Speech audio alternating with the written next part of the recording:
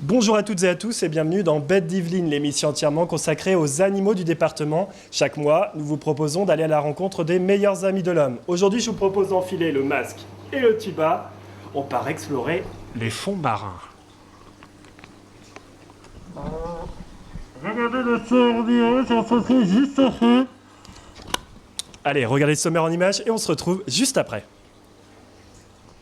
Au sommaire de cette émission, ce mois-ci, Bêtes d'Yvelines vous invite à plonger dans l'univers de Christian Coursier. Cet aquariophile a ouvert en juillet dernier un magasin dans la cité nonnais-bretéchoise. Poissons multicolores, crevettes d'ornement ou encore coraux, cet amoureux de la faune et flore. Bonjour. Merci de nous recevoir ici au milieu de tous ces aquariums multicolores. Voilà. Alors les spectateurs l'auront compris, votre univers à vous, c'est les fonds marins. L'aquariophilie récifale, c'est tout ce qui concerne... Tout ce qui concerne les récifs coralliens, c'est-à-dire que ce n'est pas que des poissons, c'est également des invertébrés, des crevettes, des coraux, des bernards l'ermite, des étoiles de mer, enfin tout ce qui gravite autour des poissons et dans la mer. Alors je crois que c'est le commandant Cousteau qui vous a fait plonger dans cet univers, c'est bien Voilà, ça ? tout à fait. Je suis un peu de cette génération, c'était pas le club Mickey, mais le club Cousteau. Et j'ai été baigné toute ma jeunesse par des livres, des vidéos, voilà, ça m'a toujours plu. Après les vacances, c'était aquarium public, aquarium public, aquarium public. Et puis c'est comme ça que j'en suis venu à cette profession. Vous étiez déjà tout jeune enfant, comme un poisson dans l'eau. Déjà quand tout vous jeune, voilà, tout à fait. Tous ces récifs coralliens. Je faisais de l'eau douce, mais c'était plus parce que j'avais pas les moyens de faire de l'eau de mer et j'étais gamin, donc pas cette facilité-là. Donc j'ai toujours été attiré par les aquariums.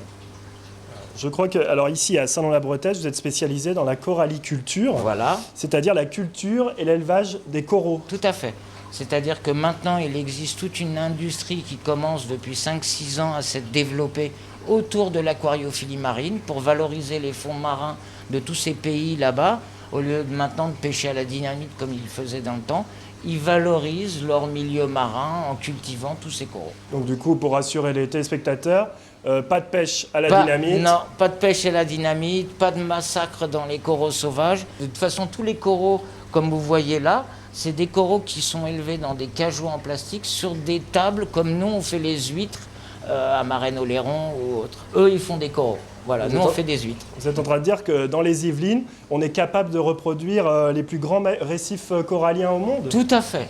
Tout à fait. On est capable de mettre des coraux, des bénitiers, même pour les spécialistes. C'est comme une espèce de moule qui a des couleurs fantastiques. Et on est capable de même des petits animaux très délicats, de les maintenir maintenant sans problème. Ça devient peut-être même plus facile que le douce maintenant, dû à la qualité de l'eau du robinet qu'on a actuellement.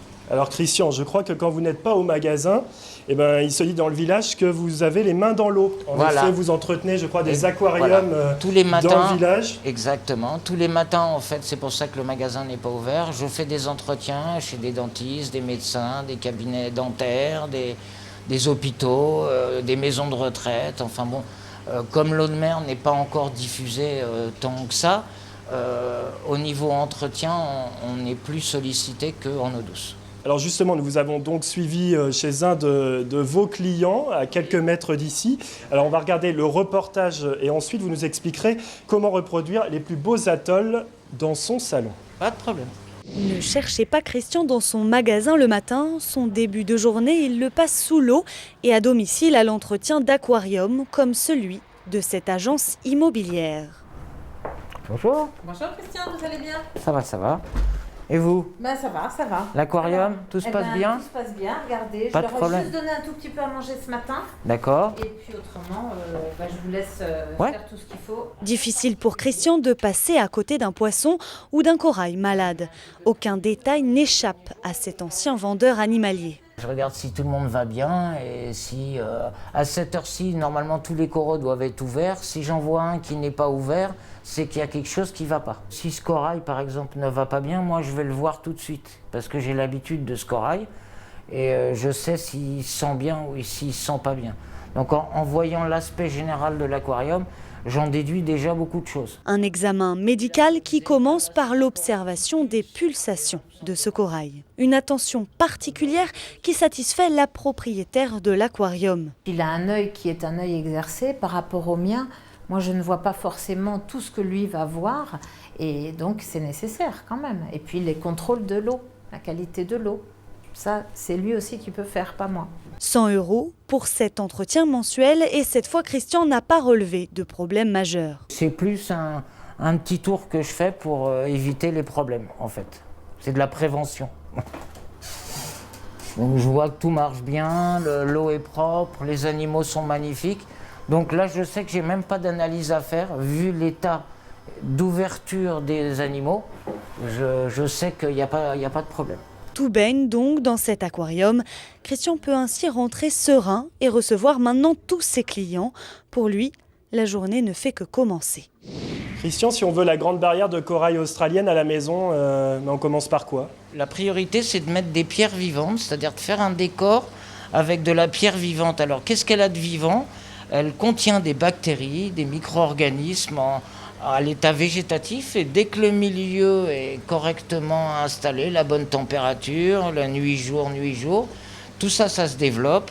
Et après 15 à 3 semaines, on peut commencer à mettre les premières crevettes, les escargots, les bernards l'ermite, pour apporter les premiers habitants à l'aquarium. Et les poissons, il faut attendre 3 semaines pour les poissons, vaut mieux attendre un petit peu. On commence par les escargots qui servent de starter biologique, c'est-à-dire qu'ils commencent leur première petite crotte. Et tout ça ensemence les bactéries qui sont dans nos pierres vivantes. Et tout ça, ça s'amorce gentiment. Et on monte la population dans l'aquarium de manière gentille, de manière à ce qu'on puisse ne pas avoir une poussée d'algues sur les carreaux. Voilà. C'est très facile. L'objectif, c'est de reproduire leur milieu naturel. Voilà, poissons. Tout à fait. Alors souvent, c'est Nemo, c'est l'anémone, parce que bon, le film nous a fait beaucoup de questionnements, en fait. Voilà. À relancer ce petit poisson. En plus de ça, l'eau de mer est faite à base d'eau déminéralisée, ce qu'on met dans les fers à repasser. Ah oui, donc la même. voilà, exactement. On rajoute du sel, mais sinon c'est tout. Ce qui permet d'avoir une eau pratiquement pure, comme dans les récifs coralliens. Alors là, nous avons un petit au appareil niveau de qui la s'appelle un filtration, écumeur. voilà. Comme en eau douce, on utilise des bactéries qui, elles, dégradent. Là, on les extrait, on sort ces bactéries. Ce qui fait qu'on n'a pas de changement d'eau pratiquement à faire, à moins qu'on ait un poisson mort ou qu'on ait fait une bêtise. Toutes les matières en décomposition Donc là, sont on a toutes les saletés de l'aquarium. Toutes les saletés de l'aquarium, vous voyez, si je prends mon doigt, toute la pollution est concentrée par l'écumeur, donc dans la coupelle, c'est-à-dire que les bulles d'air véhiculent les matières en décomposition, et arrivé dans la coupelle, la bulle d'air éclate et donc projette à l'intérieur de cette petite coupelle que l'on nettoie une fois par semaine. Donc toute la pollution est concentrée là-dedans. Ça ne demande pas beaucoup plus d'entretien. Pas beaucoup plus, non. Il faut juste un petit peu d'espace quand même pour cet si aquarium. vous voulez un aquarium un peu grand, parce que les coraux poussent très vite. Si vous prenez des coraux mous, en 1 an ou 2, ils peuvent passer de 5 cm à 30 cm de diamètre. Donc voilà, ça pousse quand même très très bien. Donc là, si revenons à notre aquarium. Ouais. Alors combien ça coûte pour avoir un tel aquarium à la maison? Un aquarium de 2 mètres comme celui-là et de 80 de profondeur, parce que c'est un aquarium de vente, pas de salon. Donc il est très profond. Donc là, il y en a pour 2005 à 3000, sans les coraux qu'il y a dedans, c'est-à-dire l'éclairage, la pierre vivante, l'eau de mer, la filtration, enfin tout ce qui permet de faire un aquarium. C'est quoi la différence entre un aquarium de vente et puis... Si vous voulez, celui-là, un aquarium de salon, il ne va pas faire 80 de profondeur. Il va faire que 50 ou que 60. Voilà.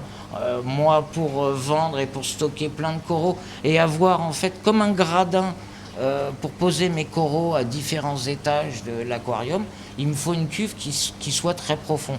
Mais en salon, on n'utilise pas des profondeurs de 80 comme ça. Par contre, alors tout l'ensemble, là, les coraux, je crois que ça a un coût quand même. Les coraux, oui, les coraux de culture, un corail de culture, comme vous verrez sur les images, ça coûte entre 45 et 50 euros. Celui-là, 45, 50 euros. Voilà. Tous les coraux que vous voyez de culture, là, tous ceux qui ont des petits pieds, même dans les coraux durs, c'est 45-50 euros, selon les magasins où vous allez. Donc là, il y en a beaucoup. Là, il y en a pour un paquet, il doit y en avoir pour 3 000-4 000 euros là, en tout dans mon aquarium. Voilà. D'accord, et les poissons alors les poissons, en règle générale, coûtent moins cher que les coraux? Non, ça reste... Ce qui coûte cher, en fait, dans l'eau de mer, c'est l'importation, c'est-à-dire c'est les avions. C'est quand on commande un poisson qui vient d'Indonésie, il a quand même un gros voyage en avion et il ne peut pas se permettre de venir en bateau parce que ce serait trop long. On aurait un carton de cadavre.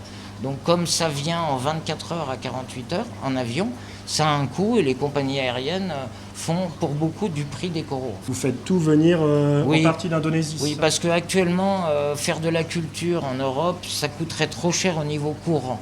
Comme là-bas, l'eau de mer est gratuite et le soleil est gratuit, ça reste encore plus intéressant pour les pays comme ceux-là.